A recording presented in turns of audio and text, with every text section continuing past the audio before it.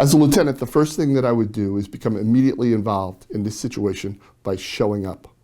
While en route to the location, I would be evaluating the information being provided from the officers already on scene.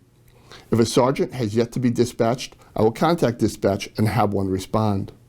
If this situation requires radio silence, that direction would be given. My objective while en route is to obtain as much information as possible before arriving on the scene. I will notify dispatch once I have arrived on scene and announce that I have taken command of this operation. I will then conduct a first-hand visual observation of the scene while seeking additional information from the first officer who arrived.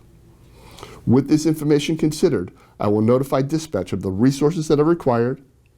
If appropriate, I will also provide instructions on the routes that should be taken by those resources as well as the desired staging point.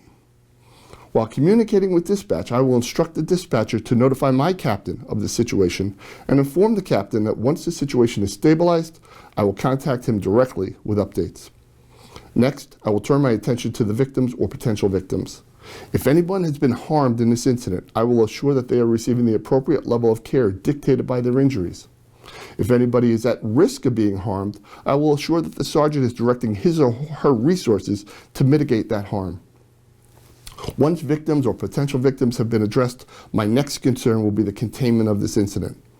I will assure that the sergeant has directed resources to protect the scene from contamination, while assuring that the situation is not allowed to get any larger. It is important that investigative integrity and public safety are both addressed at this stage. Once contained, a methodical application of our investigative process will commence. I will obtain responsibility for this investigation unless relieved by my captain or until the investigation is transferred to the investigative division commander. Should this investigation remain with me, I will evaluate the course of action that the sergeant is suggesting and, if appropriate, approve his or her course of action.